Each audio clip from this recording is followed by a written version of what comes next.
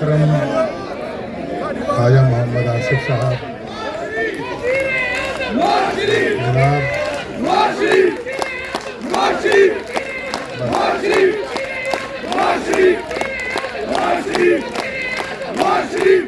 जनाब प्रोफेसर साजिद मीर साहब, मुअज़्ज़िज़ साथियों, दोस्तों, हमारे कायदीन कराम और बहुत ही प्यारे कारकुनों, अस्सलाम वालेकुम।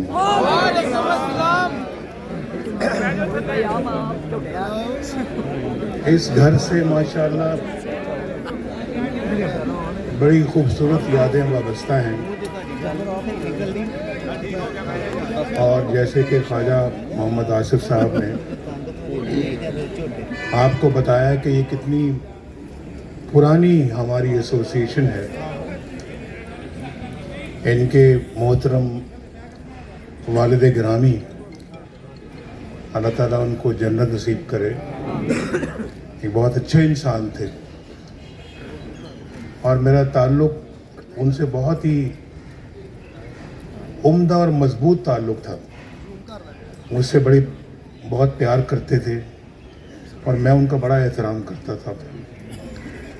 ख्वाजा साहब से मेरा ताल्लुक़ कॉलेज के ज़माने से है और वो ताल्लुक़ अल्लाह ताला के फजल करम से किसी ठेस के बग़ैर आज तक अल्हम्दुलिल्लाह चल रहा है। और ख्वाजा साहब ने भी मेरे साथ निभाई और अल्हम्दुलिल्लाह मैंने भी ख्वाजा साहब की निभाई और निभाना चाहिए एक दूसरे के साथ। मैं आपके साथ भी निभा रहा हूँ, जिंदाबाद जिंदाबाद जिंदाबाद, अपनी कौम के साथ भी निभा रहा हूँ जिंदाबाद। और बहुत मुश्किल वक्त देखे, इक़्तिदार भी देखा और इख्तलाफ भी देखा, इक़्तिदार में भी रहे, हस्ब इख्तलाफ में भी रहे और दोनों बराबर बराबर चलते रहे। अगर आप मेरी वज़ारत उज़्मा के साल गिने और उसके मुकाबले में अगर आप मेरी जेलों के और मुल्क बदरी के और मुकदमात के वो साल गिने तो शायद मेरी मुल्क बदरी और मेरे जेलों में और मुकदमे भुगतने की मुद्दत ज़्यादा लंबी है, लेकिन हिम्मत मैंने नहीं हारी।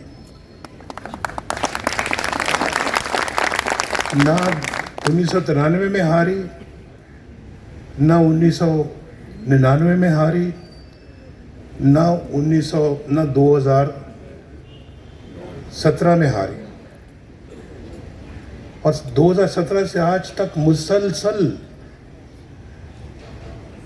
जो मेरे ख़िलाफ़ या हमारी पार्टी के ख़िलाफ़ जो सिलसिला चलता रहा है सज़ाओं का, वो कुछ ही देर पहले ख़त्म हुआ है।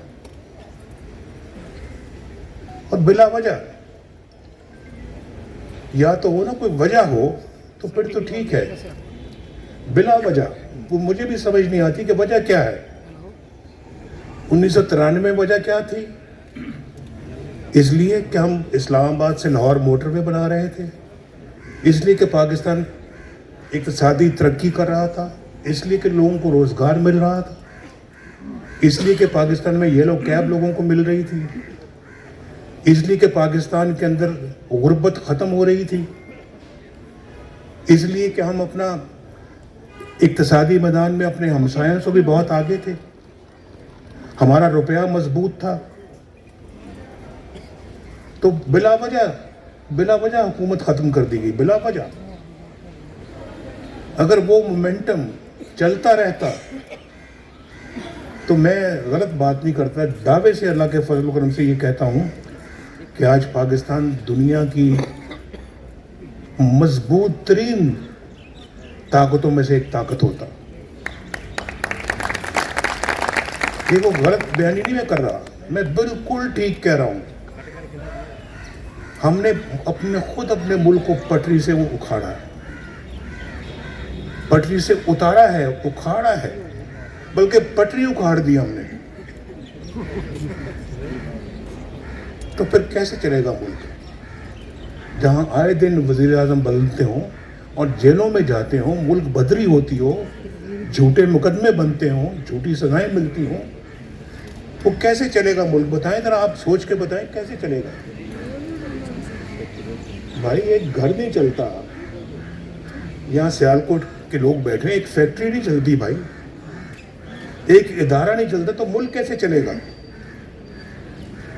یہ سوچنے والی باتیں ہیں.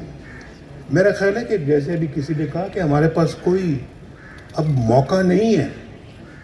یہ چیمبر سے، میں آج چیمبر میں گیا ہوں، چیمبر سے ہی وہاں کہا جی کہ یہ اب ہمارے پاس کوئی غلطی کا کوئی اپنا جو کہتے ہیں احتمال نہیں ہے. اگر اب بھی ہم نے سبق نہ سیکھا تو علامہ اقبال نے کہا تھا تمہاری داستان تک نہ رہے گی داستانوں میں. ہم تو پہلے ہی اپنی داستان کو کہیں پیچھے چھوڑا ہے. اس لیے ہم نے بنایا تھا 1947 میں یہ ملک. ذرا سوچنے والی باتیں ہیں ساری. اس لیے قربانیاں دی تھی ہم نے کہ آج ملک کا یہ حشر دیکھیں گے ہم. کیا زیادہ دور نہ جائیں، 1993 کو چھوڑیں، 1997 کو چھوڑیں، 1999 کو چھوڑیں جب پاکستان ایٹمی قوت بنا تھا، چھوڑ دیں، چلیں قریب آ جائیں، 2017 میں آ جائیں آپ. ملک کتنا خوشحال تھا، روپیہ آپ کا مضبوط تھا. 104 روپے پہ روپیہ ہم نے شروع کیا، 104 روپے پہ ختم کیا ہم نے. ایک پیسے کا فرق نہیں آیا ڈالر کے مقابلے میں. اور پاکستان میں مہنگائی نام کی کوئی چیز نہیں تھی. بولو میں ٹھیک کہہ رہا ہوں غلط کہہ رہا ہوں؟ آٹے کا ریٹ آپ کو پتہ ہے، روٹی 4 روپے میں ملتی ہے، آپ کو معلوم ہے. باقی چیزیں میں بار بار نام نہیں لینا چاہتا، لیکن ہر چیز آپ کی پہنچ میں تھی. اور پاکستان سی پیک پہ تیزی کے ساتھ سی پیک لگ رہا تھا. لوڈ شیڈنگ کا خاتمہ کر دیا ہم نے، دہشت گردی کا خاتمہ کر دیا ہم نے. اور پاکستان جو ہے وہ ترقی کی رفتار تیز سے تیز ہوتی چلی گئی. ہماری اسٹاک ایکسچینج دنیا کی بہترین اسٹاک ایکسچینج میں شامل ہو گئی. اور یہاں بے روزگاری کا روز بروز خاتمہ ہوتا چلا جا رہا تھا. لوگوں کو روٹی مل رہی تھی، علاج معالجے کی سہولتیں تھیں، غریبوں کو کوئی روٹی کی پریشانی نہیں تھی. بچے اسکول جاتے تھے، ان کی امیدیں بڑھتی چلی جا رہی تھی کہ آئندہ ہمارا مستقبل اور روشن ہوگا. یکا یک کیا ہوتا ہے کسی کو بالکل ایسے جیسے کلہاڑا چلا دیا، اچھا بھلا ہنستا بستا ملک اجاڑ دیا. کیا ضرورت تھی ہمارے خلاف سازش کرنے کی؟ اور کیا ضرورت تھی اس وقت کے ججوں کو ہمارے خلاف فیصلہ دینے کی کہ نواز شریف نے اپنے بیٹے سے تنخواہ نہیں لی، لہذا چھٹی، جاؤ گھر.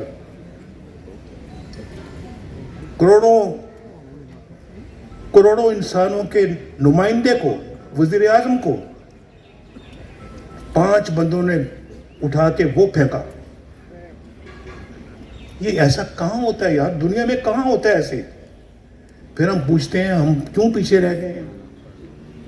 ہماری کیا وجہ ہے کہ ہم دنیا کے پست ترین ممالک میں ہم شامل ہیں؟ آج کوئی بھی آپ گراف اٹھا کے دیکھ لیں، کسی لحاظ سے، کسی بھی لحاظ سے، ترقی کے لحاظ سے، خوشحالی کے لحاظ سے، قانون کے لحاظ سے، اور پھر کرائم ریٹ کے لحاظ سے، اور بھی بہت ساری باتوں کے لحاظ سے آپ دیکھیں، ہم فہرست میں سب سے نیچے پاکستان کا نام آتا ہے.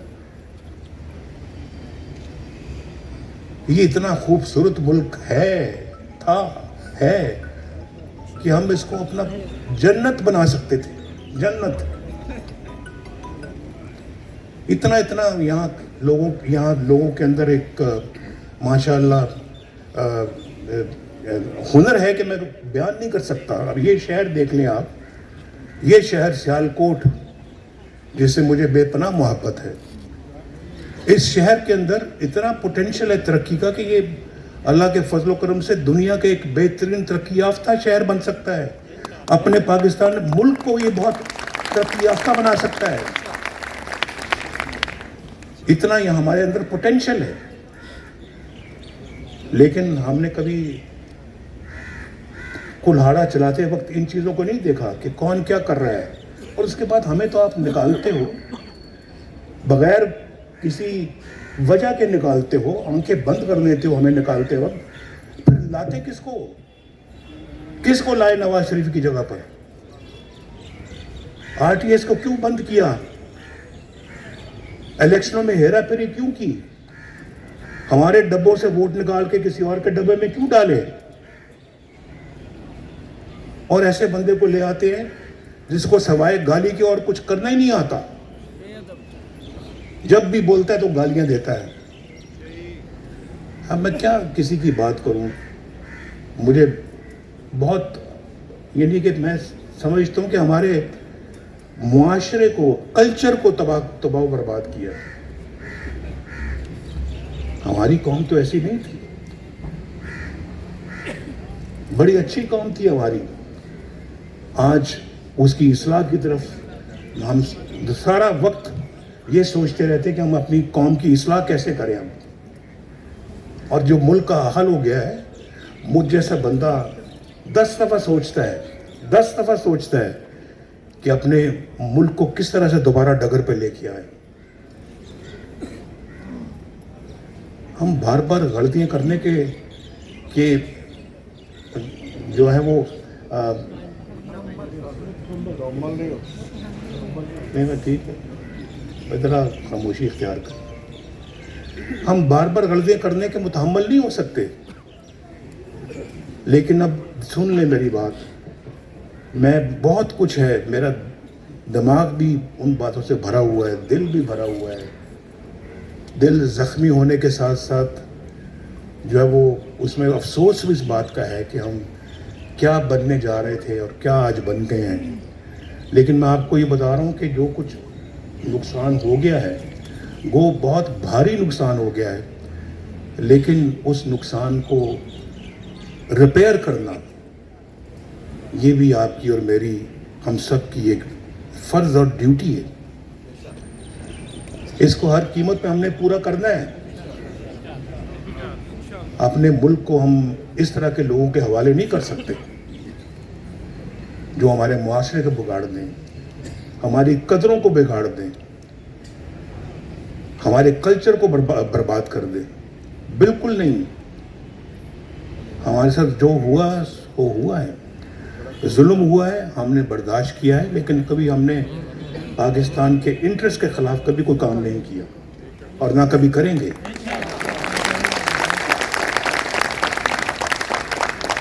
یہ بڑا قیمتی ملک ہے بھائی, قیمتی, ہم نے برباد تو کیا لیکن بڑا قیمتی ملک تھا یہ ہمارا, بڑا قیمتی ملک ہے. ہم اس کو سمجھیں, اس بات کو سمجھیں. جو پچھلے 70 سال میں اپنے اس ملک کے ساتھ جو کیا ہے, اللہ نہ کرے کوئی بھی اپنے کسی بھی ملک کے ساتھ ایسا کرے. اور ہم خود اس کے ذمہ دار ہیں, خود. ایسے بندوں کو لانے کے بھی ہم خود ذمہ دار. وہ آیا نہیں تھا, وہ لایا گیا تھا. لانے والے بھی اتنے ہی ذمہ دار ہیں جتنا وہ خود ذمہ دار ہیں.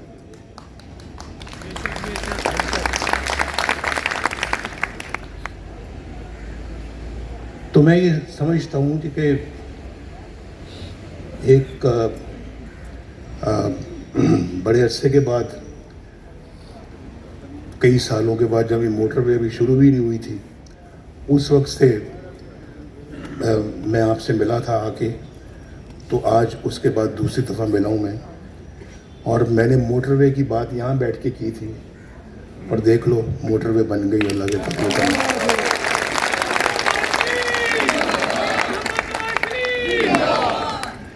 مجھے خوشی ہے آج میں پہلی دفعہ اس موٹر وے سے لاہور سے سیالکوٹ آیا ہوں. لیکن یہ موٹر وے اس سٹینڈرڈ کی نہیں ہے جس سٹینڈرڈ کی ہونی چاہیے تھی.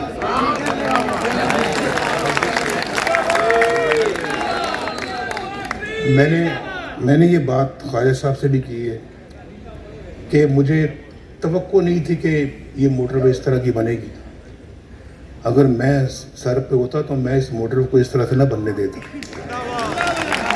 اور آپ نے دیکھا ہے کہ کہیں موٹر وے نیچے جا رہی ہے, کہیں اوپر چڑھ رہی ہے, کہیں اترائی ہے, کہیں کھائی ہے, کہیں کچھ ہے. نہ کوئی ریسٹ ایریاز ہیں, نہ کسی جگہ کو باتھ روم ہے, نہ کوئی ریسٹورنٹ ہے. یہ تو اس کو تو لاہور اسلام آباد موٹر وے سے بھی ایک بہت بہتر موٹر وے ہونا چاہیے تھا. لیکن فکر نہ کریں,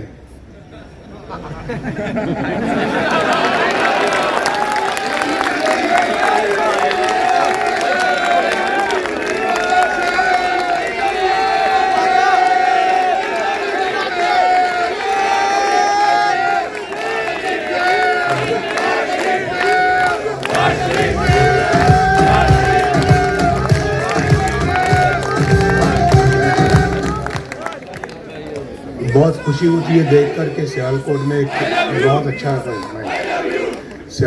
ایک بہت اچھا ہوائی اڈہ ہے. ایئر لائن بھی ماشاءاللہ بن گئی ہے, اور اب اس کو اور بھی اچھا ایئرپورٹ بننا چاہیے.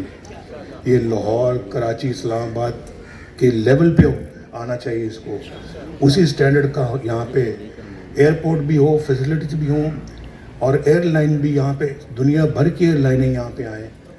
اور آج اگر $2.5 بلین کی ایکسپورٹ کرتا ہے سیالکوٹ, تو میری تو خواہش دعا ہے کہ $250 بلین کی ایکسپورٹ کرنی چاہیے صرف سیالکوٹ. اور سیالکوٹ میں وہ پوٹینشیل موجود ہے. تو انشاءاللہ استر نو تعمیر کریں گے پاکستان کی. لیکن آپ نے غلطی پھر نہیں کرنی دوبارہ.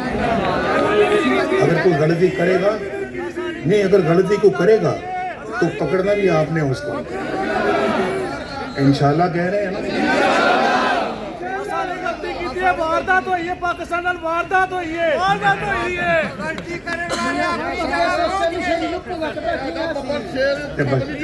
تھینک یو جی, بہت شکریہ آپ کا جی. انشاءاللہ ابھی مجھے بڑی امید ہے کہ پھر الیکشنوں کے اندر آپ سے ملاقات ہوگی. الیکشن کیمپین میں انشاءاللہ پھر سیالکوٹ ہوں گا. اللہ